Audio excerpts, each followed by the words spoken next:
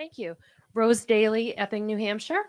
I'm going to describe a young couple, 26, 27, married, took out loans to put themselves through college, knew that they had to pay those loans back. Nothing's free. They are planning to relocate from New Hampshire. No reflection on Governor Sununu, but on the weather, which apparently he couldn't fix. Both were in public service. The young man was a corrections officer during the pandemic. The young woman had a biochem degree and recently finished her second degree as a nurse and is now an RN. She's trying to obtain employment, which she actually did secure today. It's going to become obvious who these people are to me. And while she was looking for a nursing job, I said to her, why don't you check out a school, be a school nurse?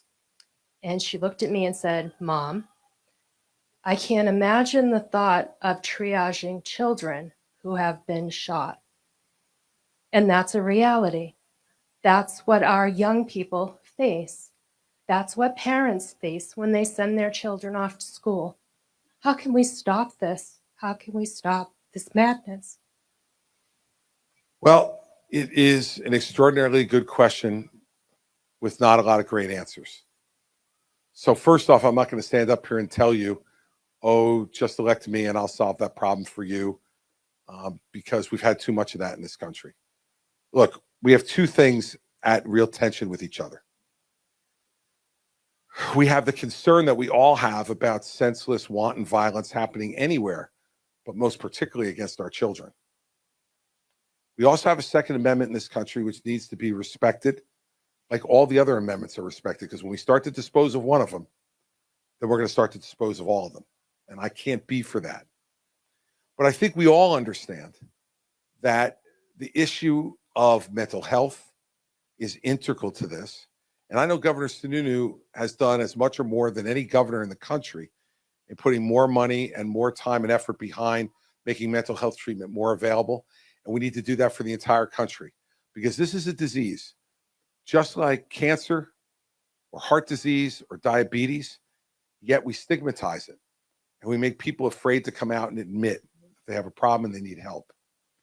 And so first we have to lower that stigma and make treatment much more broadly available, so that not only the person who has a mental illness can access it, but also that their family members can feel free to come forward and try to get them the help that they need.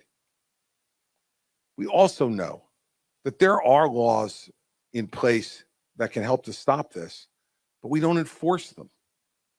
And we need to enforce the ideas that people need to apply for gun permits, and that they need to be honest in what they say on those gun permits. Because if we don't, then we're just making a mockery of the law. The third thing I tell you is that I do believe we need to get realistic about security at schools. And there are systems available to be able to lock down schools much more quickly, remotely. There are ways that we can have security folks in the schools that we need to. It's a horrible reality to have to think about those things. But the worst reality is watching body bags being taken out of schools, little body bags. And so those are three places that I would start. But also, we need to have a country, again, as I talked about, that lowers the anger. Because I do believe that some of this comes from that. Comes from it. And there are plenty of reasons for us to be angry about things that the government does or that people within our country do. But when we resort to violence to deal with that, or that anger comes so heavy that our violence becomes wanton and misdirected, we're contributing to that problem. And so I would tell you, the first town hall I did in this campaign was on CNN. And one of the men who came and questioned me was a guy who lost his son in the Las Vegas concert shooting. And I said to him that night, I need to tell you that those are my answers, but I feel wholly inadequate when standing in front of someone who lost their son. Because I can't imagine having 4 children of my own, being able to put one foot in front of the other after a tragedy like that. And so we need to open our hearts to all this too and feel that and express it so that maybe we can stop that person before they start. So those are the ways I look at it. It's not a perfect answer. I don't think it brings a complete solution, but I think it's a start. We have to acknowledge that with each other and get to work on mental health, most particularly in this country. But thank you for asking that question. I really appreciate it.